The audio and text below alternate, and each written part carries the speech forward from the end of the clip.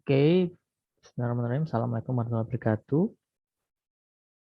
Oke, langsung saja ya, marilah kita buka eh, pembelajaran atau belajar malam hari ini dengan membaca basmalah bersama-sama. Bismillahirrahmanirrahim. Nah, oke, jadi hari ini kita lanjutkan ke soal kemarin, soal makroekonomi. Kemarin sudah sampai nomor 20. Nah, sekarang tinggal 9 nomor lagi. Oke. Nah,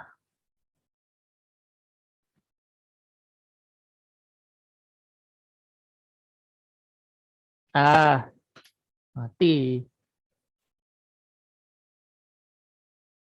Eh,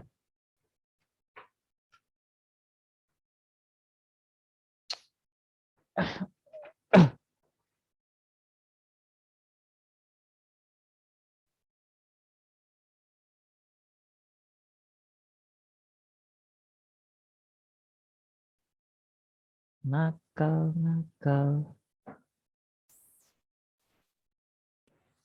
Oke, sorry tadi ada kendala di jaringan. Oke, jadi langsung kita masuk ke nomor 21. Nah, ini tentang APBN. Nah, di sini pertanyaan adalah salah satu fungsi APBN adalah mengurangi angka kemiskinan di Indonesia. Nah, fungsi ini disebut sebagai fungsi. Nah, jadi kalau di APBN itu ada banyak fungsi ya. Di APBN itu setidaknya itu ada 5 fungsi dari APBN. Yang pertama adalah otorisasi, kemudian ada distribusi, kemudian ada stabilisasi, kemudian ada fungsi perencanaan, kemudian ada fungsi namanya pengawasan. Nah, fungsi otorisasi ini fungsi alokasi, sorry, alokasi. Nah, fungsi alokasi ini fungsinya apa? Nah, jadi alokasi ini contohnya adalah APBN itu berfungsi sebagai instrumen untuk menjalankan eh, program atau apa namanya amanat undang-undang dalam yang dibuat oleh pemerintah. Contohnya salah satunya itu adalah alokasi pendidikan, anggaran untuk pendidikan di Indonesia itu minimal itu 20% dari APBN. Nah, itu salah satu contoh dari fungsi alokasinya. Jadi contohnya adalah anggaran untuk pendidikan itu minimal 20% dalam APBN. Nah, di situ nanti anggaran pendidikan, contohnya adalah anggaran untuk Kemendikbud, kemudian ada juga anggaran untuk Kemenak, dan anggaran yang berkaitan dengan bidang pendidikan lainnya dalam APBN itu minimal totalnya harus 20% dari APBN. Kalau misalkan APBN-nya itu 2.000 triliun, berarti sekitar 400 triliun itu harus untuk sektor pendidikan. Kemudian ada juga misalkan untuk infrastruktur berapa persen itu juga bisa. Katakanlah kalau salah satu teori itu kan ada mengatakan bahwa minimal infrastruktur itu 5% dari GDP ya. Nah, itu kan berarti kalau GDP Indonesia 10.000 triliun, berarti 5%-nya berapa itu? Sekitar berapa ya? Kalau 50%-nya kan 5.000, berarti sekitar 500 triliun ya. Nah, berarti itu juga bisa dijadikan salah satu fungsi alokasi dalam APBN. Kemudian yang kedua adalah fungsi distribusi. Nah, fungsi distribusi itu fungsinya untuk bagaimana negara itu bisa melakukan distribusi pendapatan di antara warga negaranya. Ya, distribusi ini caranya bagaimana? Ya, ini dengan memungut pajak untuk negara atau warga negara yang dipandang mampu dan memberikan subsidi atau bantuan sosial kepada warga negara yang tidak mampu atau warga negara yang miskin. Nah, itu merupakan fungsi dari distribusi. Nah, yang ketiga ini stabilisasi. Stabilisasi ini apa contohnya? Adalah ketika misalkan ada perekonomian yang tidak sehat, katakanlah terjadi deflasi, kemudian ada resesi besar-besaran. Contohnya waktu seperti sekarang ya, seperti waktu pandemi, maka dilakukan stimulus kebijakan untuk stimulus perekonomian seperti melakukan relaksasi pajak, itu juga salah satu fungsi stabilisasi. Kemudian memberikan apa namanya, bantuan tunai untuk pekerja yang gajinya 5 juta ke bawah itu juga merupakan salah satu fungsi stabilisasi untuk meningkatkan daya beli masyarakat. Kemudian apa namanya, melakukan belanja negara yang defisit, artinya belanja negara bukan ditekan, digenjot terus supaya perekonomiannya bisa apa namanya, tumbuh. Itu merupakan salah satu fungsi stabilisasi. Kemudian yang 1, 2, 3, 4, keempat adalah fungsi perencanaan. Nah, APBN ini juga bisa dijadikan sebagai salah satu fungsi perencanaan untuk program-program pemerintah, misalkan program KIPK, KIP kuliah itu juga bisa menggunakan APBN sebagai perencanaannya. Nama yang terakhir adalah pengawasan. Nah, kalau sudah ada perencanaan, tentu nanti akan ada pengawasan. Nah, jadi sepaket antara perencanaan dan pengawasan ini. Tetapi biasanya yang sering ditanyakan atau sering fungsi utama dari APBN itu adalah 3 ini. Enggak. Alokasi, distribusi, dan stabilisasi. Nah, di sini mengurangi angka kemiskinan berarti fungsi distribusi. Nah, oke, kita lanjut ke nomor 22 ya. Nah, nomor 22 soalnya adalah soal sebab akibat. Pernyataannya adalah pengawasan dan pengaturan terhadap operasional perbankan dilakukan oleh Bank Indonesia sebagai bank sentral. Sebab alasannya Bank Indonesia mempunyai tugas membuat kebijakan moneter. Nah, ini soal dari SBMPTN tahun 2017. Nah, oke, kita coba lihat ya. Pernyataannya, pengawasan dan pengaturan terhadap operasional perbankan dilakukan oleh Bank Indonesia. Nah, di sini pernyataan ini itu salah karena sejak tahun 2013 itu pengawasan terhadap operasional perbankan itu eh, sudah diambil alih tanggung jawabnya oleh Otoritas Jasa Keuangan. Nah, sebelum 2013 itu oleh Bank Indonesia, tetapi setelah tahun 2013 itu eh, tanggung jawabnya atau wewenangnya itu diambil alih oleh Otoritas Jasa Keuangan. Kemudian ini lanjutannya adalah sebagai bank sentral. Kalau sebagai bank sentralnya ini tetap Bank Indonesia. Jadi Bank Indonesia ini tetap bank sentral, tetapi sejak tahun 2013 itu tidak memiliki wewenang untuk melakukan pengawasan dan pengaturan terhadap operasional perbankan. Tetapi Bank Indonesia itu juga tetap melakukan pengaturan terhadap perbankan, tetapi di bidang sistem pembayarannya. Contohnya adalah transfer, kemudian giro, kemudian penerbitan uang giral, kemudian mekanisme clearing dan sebagainya itu diatur oleh Bank Indonesia. Jadi Bank Indonesia lebih ke arah makroprudensialnya atau bagaimana bank itu harus menyiapkan contohnya cadangan giro wajib minimum, kemudian ada juga apa namanya tingkat suku bunga. Nah, tingkat suku bunga juga ditentukan oleh Bank Indonesia. Kemudian ada juga sistem pembayaran yang tadi. Oke, kalau alasannya Bank Indonesia mempunyai tugas membuat kebijakan moneter. Nah, ini benar. Kalau tugas Bank Indonesia sebagai bank sentral atau otoritas moneter, jadi bank sentral itu adalah otoritas moneter ya, nama lainnya atau tugasnya yaitu eh, organisasi atau eh, organisasi yang berwenang untuk mengatur di bidang moneter dalam suatu negara. Nah, di sini fungsinya yaitu tentu saja membuat kebijakan-kebijakan moneter seperti itu. Jadi di sini pernyataannya salah, tapi alasannya benar. Berarti kalau di opsi, berarti masuknya jawabannya adalah opsi D. Tuh, pernyataannya salah, tapi alasannya benar. Oke, lanjut ke nomor 23. Nomor 23 soalnya adalah komponen indeks pembangunan manusia terdiri dari, nah jadi indeks pembangunan manusia atau namanya Human Development Index, sama aja indeks pembangunan manusia, itu terdiri dari 3 komponen ya, tiga, tiga variabel. Yang pertama adalah variabel tentang kesehatan atau apa ya, kesehatan. Kemudian ada variabel pendidikan dan yang ketiga adalah kesejahteraan.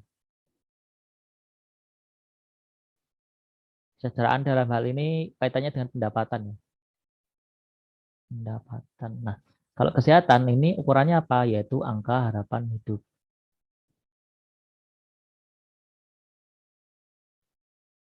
Nah, kalau pendidikan ini ukurannya adalah angka buta huruf.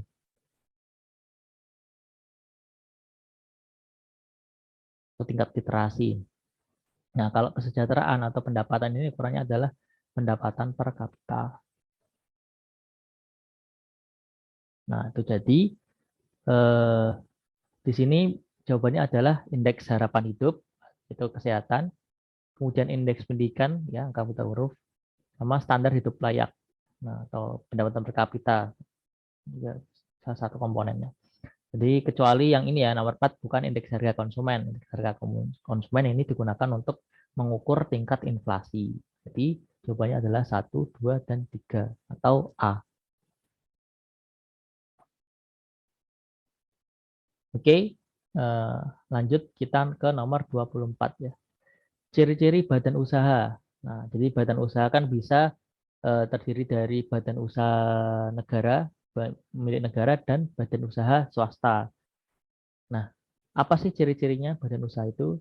Ya, kita lihat. Yang pertama, kesatuan yuridis dan ekonomi yang bertujuan mencari keuntungan. Jadi kesatuan yuridis itu hukum.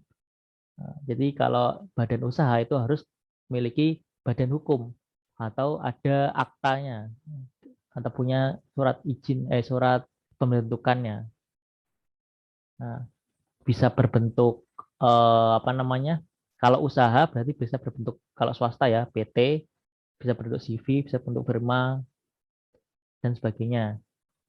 Nah, dan kalau non usaha bisa yayasan, perkumpulan dan sebagainya. Tapi kalau usaha tadi kan PT, CV dan sebagainya. Dan ekonomi yang bertujuan untuk mencari keuntungan. Namanya juga badan usaha. Kalau badan usaha tentunya tujuannya untuk mencari keuntungan utamanya ya.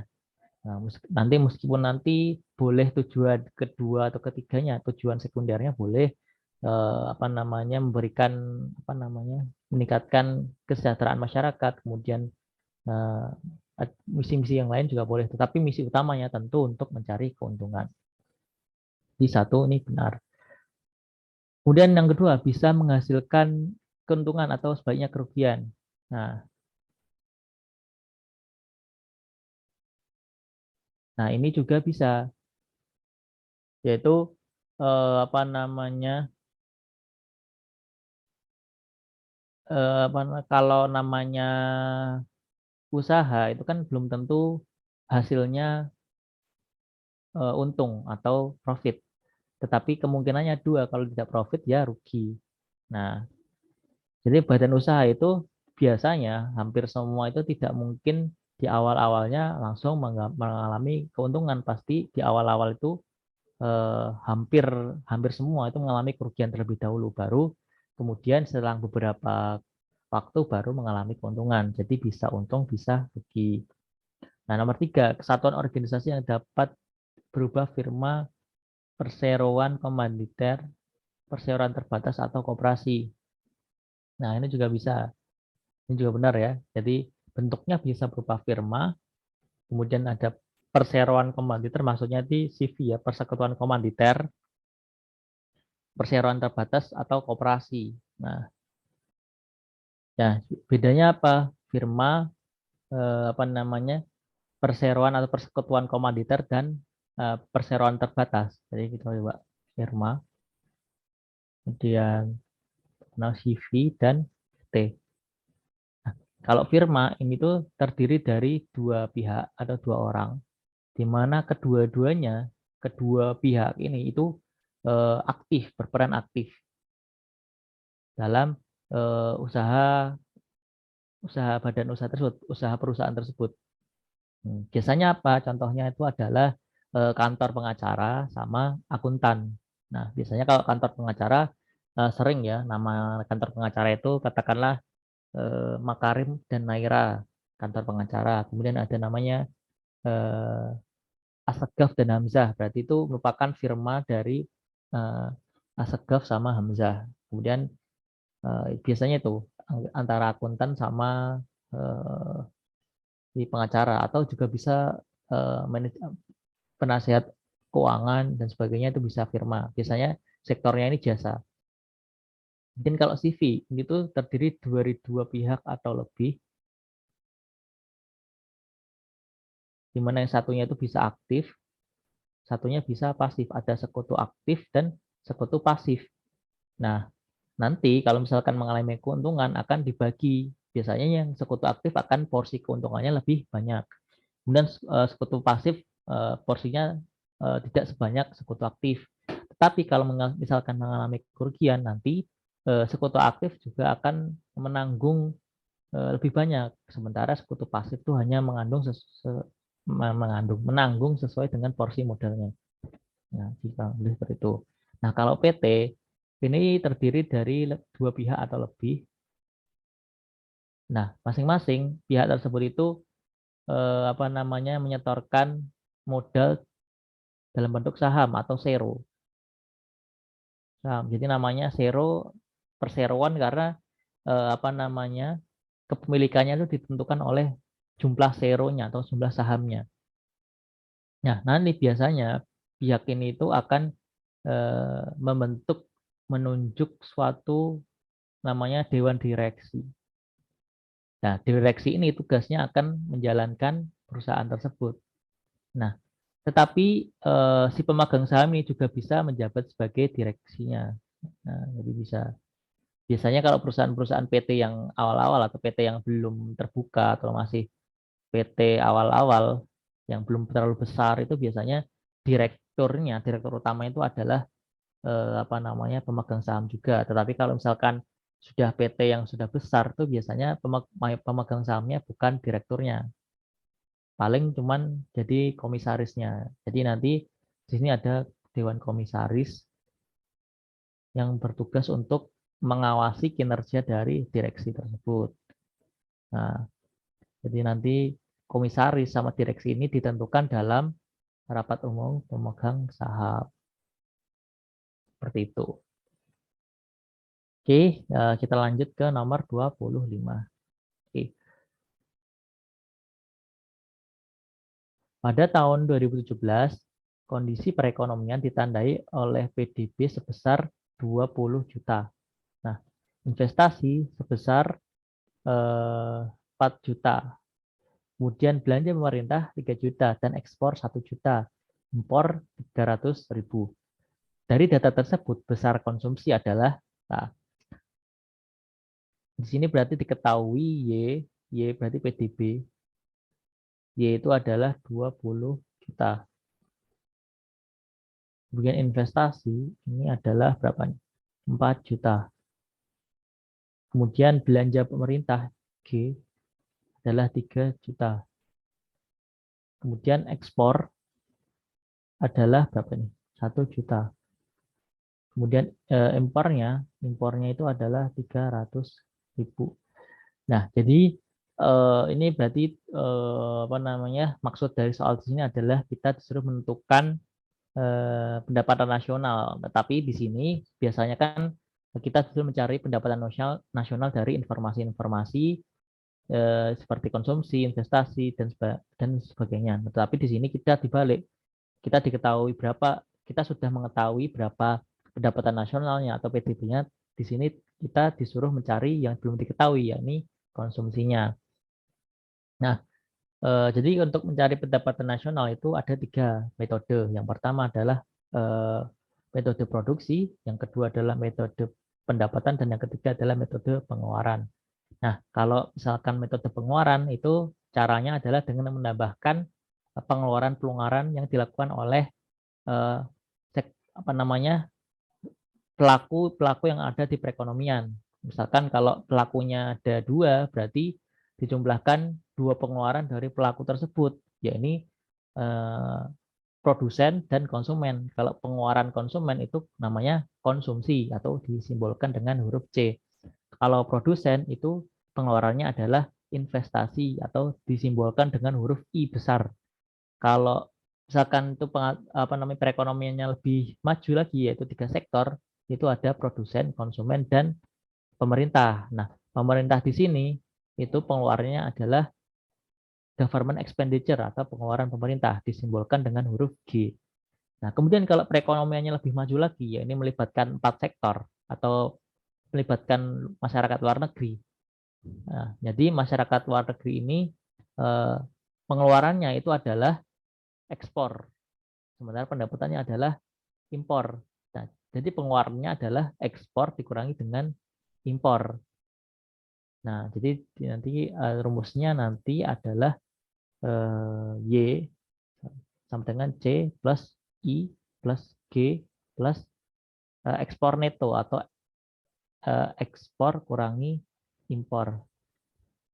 Nah, di sini kita sudah diketahui Y-nya. Kita disuruh mencari C-nya. Berarti C sama dengan Y min I min G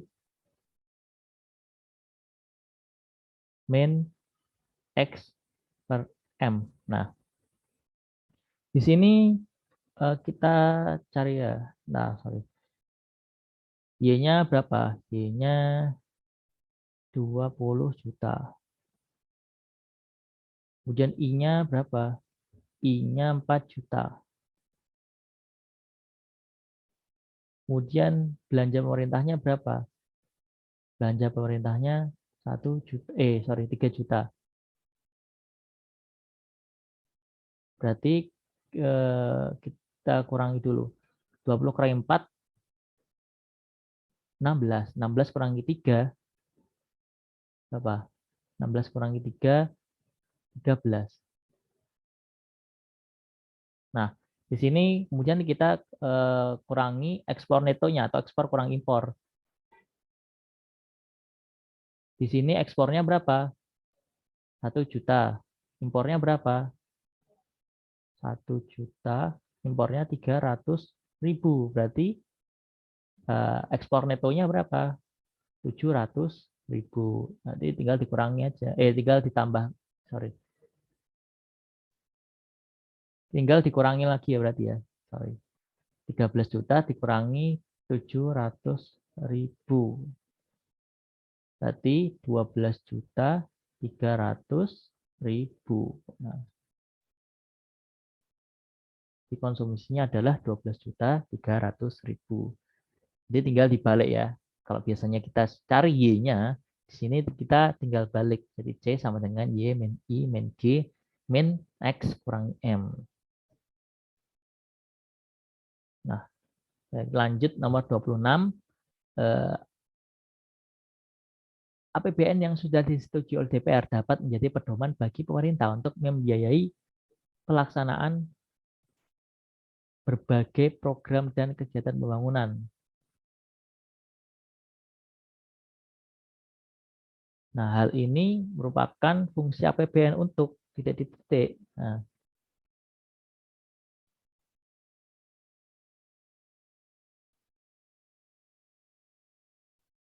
di sini berarti kalau pendistribusian enggak ya, stabilisasi enggak, otorisasi bukan. Nah, antara perencanaan dan pengalokasian. Nah, ini soal teori tapi agak-agak susah kalau misalkan nggak tahu benar. Pedoman bagi pemerintah membiayai pelaksanaan berbagai program dan kegiatan bangunan. Nah, kalau menurutku sih ini masuknya lebih ke perencanaan. Nah, kenapa? Nah, jadi kalau perencanaan itu saya erat kaitannya dengan anggaran yang ada atau anggaran yang tersedia. Misalkan suatu daerah atau misalkan biasanya Papua lah ingin mengadakan PON, sementara anggaran yang ada katakanlah untuk membangun infrastruktur stadion itu 1 triliun, berarti untuk pelaksanaan program pembangunan infrastruktur stadion tersebut itu harus tidak lebih dari 1 triliun. Nah, itu jadi bisa APBN bisa digunakan pedoman untuk biayai pelaksanaan berbagai program dan kegiatan pembangunan. Oke, lanjut ke nomor 27 ya. Tinggal 3 lagi nih. Nah, dalam memilih dan menggunakan produk dan jasa dari suatu lembaga jasa keuangan, konsumen dan masyarakat wajib memperhatikan hal-hal berikut kecuali. Kecuali. Yang pertama, A, meneliti lembaga jasa keuangan apakah sudah terdaftar di OJK. Nah, ini penting sekali, ini benar ya. Jadi kalau misalkan ingin kita ingin menggunakan produk suatu lembaga keuangan, baik itu perbankan, asuransi, kemudian apalagi pasar modal, kemudian pembiayaan dan sebagainya, termasuk yang lagi sering-sering yang lagi ngetren belakang ini yaitu pinjaman online, itu harus pastikan harus sudah terdaftar di OJK. Karena kalau terdaftar di OJK berarti sudah jelas perizinannya, sudah diawasi, artinya mereka itu harus terikat dengan peraturan-peraturan OJK sehingga bisa mengurangi nantinya jika konsumen tersebut dirugikan oleh eh, lembaga keuangan tersebut kalau misalkan terjadi masalah. Kemudian meneliti apakah produk yang ditawarkan sudah mendapatkan izin. Nah, jadi kalau misalkan suatu lembaga tersebut sudah mendapat izin OJK, tidak serta-merta si lembaga tersebut bebas mengeluarkan produk apa aja. Tetap dalam mereka mengeluarkan produk itu harus mendapatkan izin dari OJK. Contohnya, Bank BTPN membuka namanya produk BTPN Genius, di mana mereka bisa melakukan open account dan open akun rekening bank secara online. Kemudian bisa melakukan transaksi luar negeri. Nah, itu tetap harus izin dulu terhadap OJK. Bagaimana OJK? Apakah diizinkan atau tidak? Nah, kalau diizinkan baru produk tersebut itu bisa ditawarkan kepada konsumen. Nah, kemudian yang ke-C yaitu membaca seksama setiap informasi dalam kontrak yang berkaitan dengan produk yang ditawarkan oleh lembaga jasa keuangan. Nah, ini juga harus dilakukan ya. Contohnya adalah ketika teman-teman membuka tabungan pada bank. Nah, itu kan ada ketentuan, misalkan saldo minimalnya berapa, saldo ditahannya berapa, biaya administrasinya berapa, bunganya berapa kalau konvensional, bagi hasilnya berapa kalau syariah. Nah, kemudian rekening itu akan tidak aktif kalau tidak ada transaksi berapa lama. Kemudian batas transfernya dalam sehari berapa, batas penarikannya berapa, dan sebagainya. Itu harus dibaca dan disetujui. Dan makanya di situ ada kolom persetujuan dari nasabah, calon nasabah supaya dapat diproses. Jadi ini juga penting.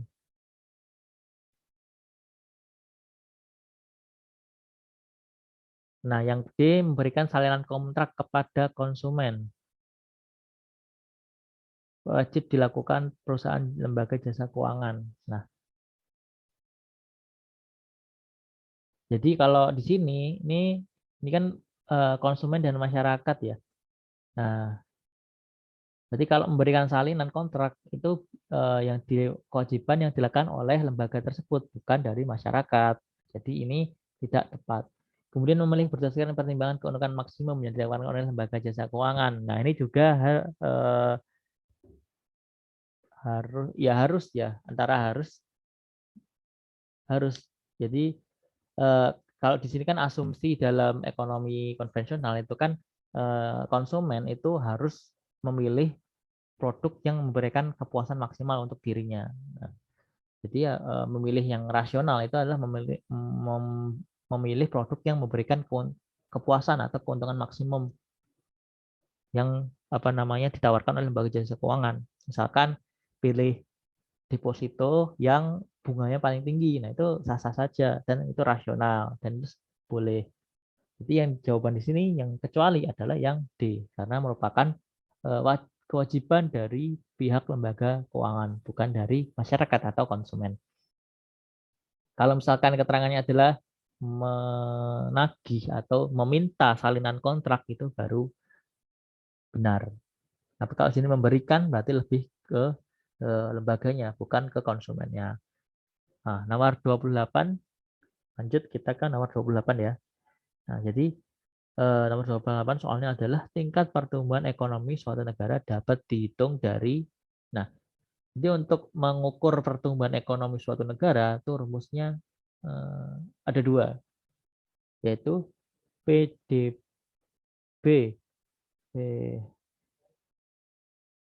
tahun yang dicari kurangi PDB tahun sebelumnya dibagi dengan PDB tahun sebelumnya dikalikan 100%. Nah, atau PNB tahun yang dicari dikurangi dengan PNB tahun sebelumnya dibagi dengan PNB tahun sebelumnya dikalikan 100%. Nah, PDB dan PNB ini dihitung dari mana? Nah, jadi rumusnya PDB dan PNB itu adalah pada dasarnya itu menghitung jumlah produk yang dibuat atau diproduksi dalam suatu negara kalau PDB. Nah, kalau PNB itu adalah jumlah produk, jadi produk ini adalah baik berupa barang dan jasa ya, yang diproduksi atau yang dibuat oleh warga negara pada tahun tertentu. Nah, jadi produksi ini nilainya kan dihitung dari harganya. Jadi di sini adalah pertambahan jumlah, jawabannya adalah pertambahan jumlah barang dan jasa.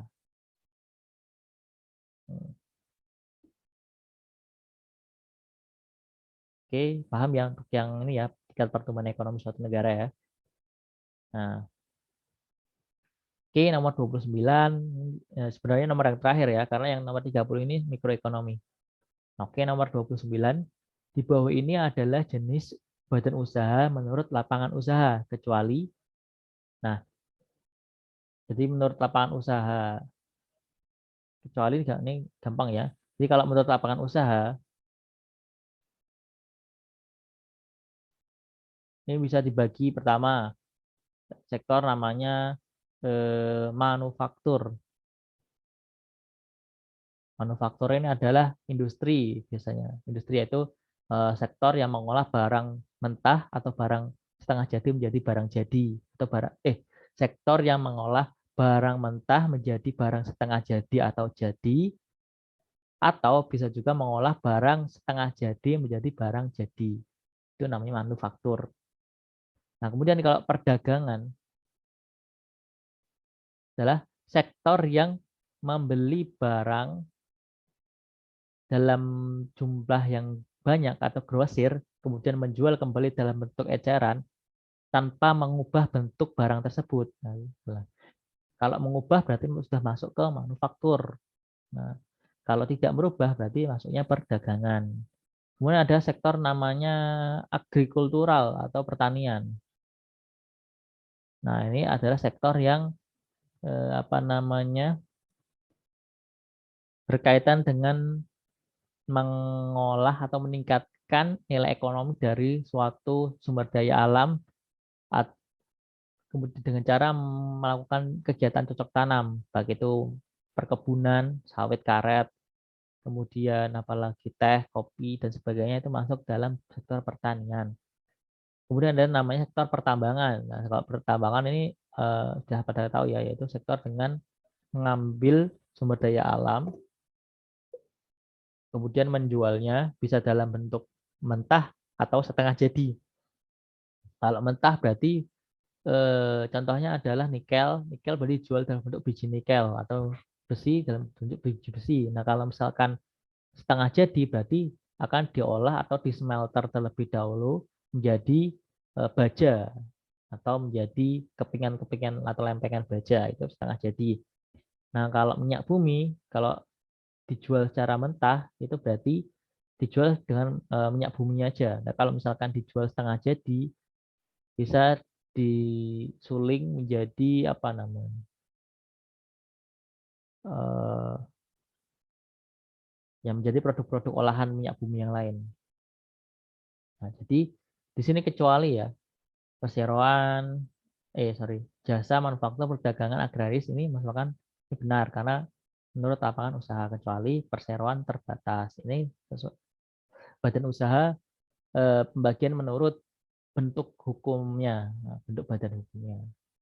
Kan bisa PT, CV, firma, perseorangan, dan sebagainya. Nah, itu untuk makroekonomi sudah selesai ya. Soal-soal makroekonomi ada 29. Oh ya, kemarin waktu membahas mikroekonomi kan sempat ada satu nomor yang kemarin di skip ya. Nah, ini coba kita bahas ya. Nah, nanti kemarin itu soalnya tentang fungsi penawaran barang. Nah, di sini adalah diketahui fungsi penawaran barang X adalah 3 Q 3 QS X. Jadi 3 QS itu adalah eh, ini fungsi penawaran ya. Karena QS kan supply sama dengan 2P min 2.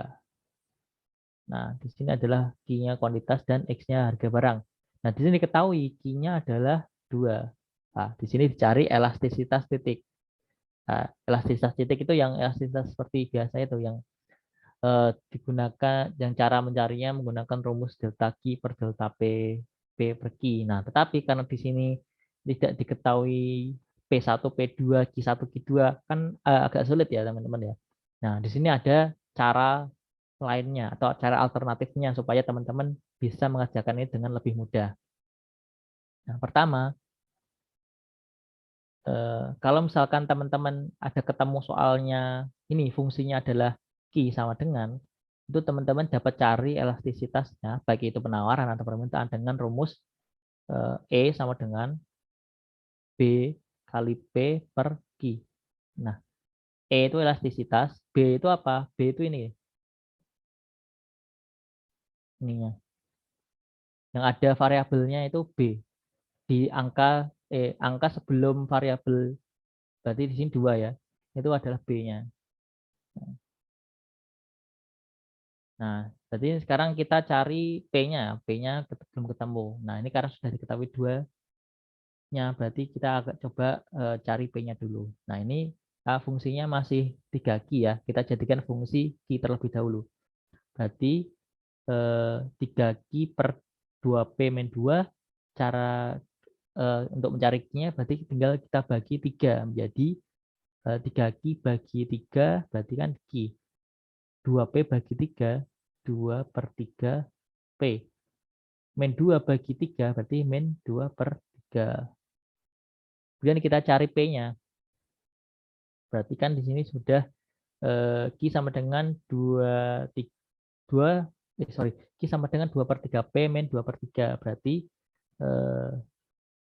2 per 3 P, sorry. Berarti ini tinggal kita pindah ruas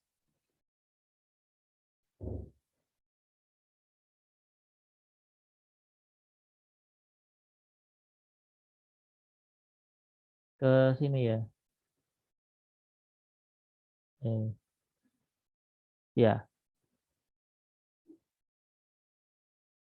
berarti jadi eh, min 2 per 3 plus Q sama dengan 2 per 3 P. Nah, dan kita cari P sama dengannya dengan cara bagi 2 per 3. Jadi P sama dengan min 2 per 3 bagi 2 per 3. Berarti kan eh,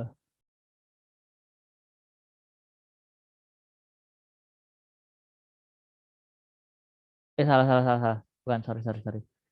Ini nggak perlu kita cari anunya, sorry, sorry, sorry, sorry. Sorry, sorry. Ini terlalu terlalu jauh. Ada yang 12-an caranya. Nah, soalnya kita udah tahu apa namanya, udah tahu apa namanya. Ini tadi sudah tahu Q-nya berapa. Sorry, sorry, sorry. Berarti tinggal kita lanjutkan aja. Di sini kan udah cari Q sama dengan 2 per 3 P min 2 per 3. Q sama dengan 2. 2 sama dengan 2 per 3 P min 2 per 3. 2-nya dari mana? Tadi sudah diketahui Q-nya sama dengan 2. Nah, sekarang tinggal kita pindah ruas saja supaya P sama dengan. Nah, berarti ini pindah ke kiri. Berarti 2 plus 2 per 3 sama dengan 2/3 P. Nah, 2 plus 2/3, sorry, 2 plus 2/3 jadi berapa berarti? Berarti kan, anu ya, kalau kita jadikan pecahan angka penyebutnya 3, berarti berapa nih? Berarti kan 6/3 plus 2/3. Jadinya 8/3 sama dengan 2/3 P. P sama dengan berarti 8/3 kali dibagi, karena kalau dibagi kan kalau pecahan dikali tapi dibalik ya. Jadi 3/2. Berarti 8 kali 3 24. 3 kali 2 berarti 6. 2/4 berarti 24 bagi 6 berarti 4. Nah, di sini P sama dengan 4. Nah, tinggal kita masukkan aja berarti. B, BP kali P. Berarti di sini sudah 2/3. B-nya berarti sini ya. Ini B. Berarti 2/3 kali 4 bagi 2. Q-nya kan 2. Berarti 2/3 kali 4 itu berapa? Ini kalau 12, sorry, kalau sama-sama kali 4 berarti 8/3 ya jadinya. Nah, 8/3 per 2 bagi 2 jadinya adalah 4/3. Jadi 83 kalau bagi 8/3 bagi 2 itu kan 4/3. Nah, jadi jawabannya di sini adalah 4/3. Nah, sini agak anu ya, agak jelimet karena angkanya pecahan. Jadinya mungkin agak kelihatannya sulit. Tapi kalau misalkan angkanya angka desimal biasa itu insya Allah lebih gampang. Tinggal kita masukkan aja di rumus ini. E sama dengan BP, B kali P per Q. Nah, kalau misalkan fungsinya itu adalah P sama dengan, itu nanti rumusnya adalah P per P min A. P-nya itu harga, A-nya mana A? A-nya itu yang ini, yang konstanta di sini, yang enggak ada variabelnya itu namanya adalah A.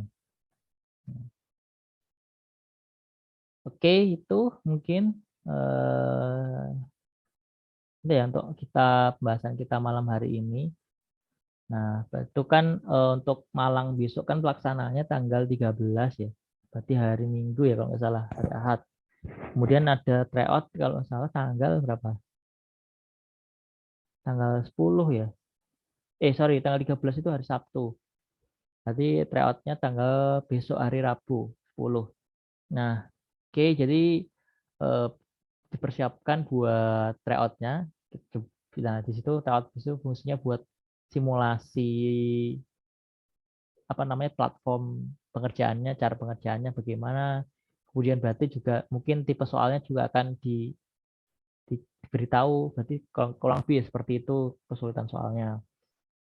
Ya mungkin nanti kalau teman-teman bisa mendokumentasikan soalnya, mungkin bisa silahkan didokumentasikan, bisa lewat screenshot atau apa gimana nanti supaya dapat kita bahas. Kalau misalkan sudah ada soal tryoutnya ya lebih enak. Tuh, itu sih mungkin ya paling ya seperti itu. Nah, mungkin untuk besok Selasa atau Kamis, Jumat ya berarti kan Selasa, Kamis, Jumat karena Rabunya tryout. Berarti coba nanti kita review materi-materi yang mungkin belum ada di silab belum pernah kita ulas ya di yang ada di silabusnya dari Malang kemarin kayak MEA dan apalagi itu. Ya itu sama mungkin yang beberapa yang agak sulit mungkin kayak pasar dan sebagainya coba kita review lagi. Oke, misalkan kalau misalkan ada yang mau ditanyakan dari teman-teman, silakan. Eh, Mumpung masih ada waktu. Oke, kalau misalkan nggak ada, ya sudah. Kalau begitu, kita mungkin kita cukupkan aja ya untuk malam hari ini, karena sudah selesai soalnya. Eh, Mungkin itu aja dari aku untuk pembahasan kita malam hari ini. Bila ada tutur kata yang salah atau penjelasan yang masih kurang masuk, mohon dimaafkan. Eh, Silakan, mungkin kalau misalnya ada yang ditanyakan lagi, bisa teman-teman tanyakan di grup WA juga bisa, atau japri ke saya. Nanti kalau misalkan ada saya sempat balas, akan coba saya balas. Oke, mungkin itu saja dari saya. Terima kasih atas partisipasinya dan perhatiannya teman-teman sekalian. Bila taufiq wal hidayah. Wassalamualaikum warahmatullahi wabarakatuh.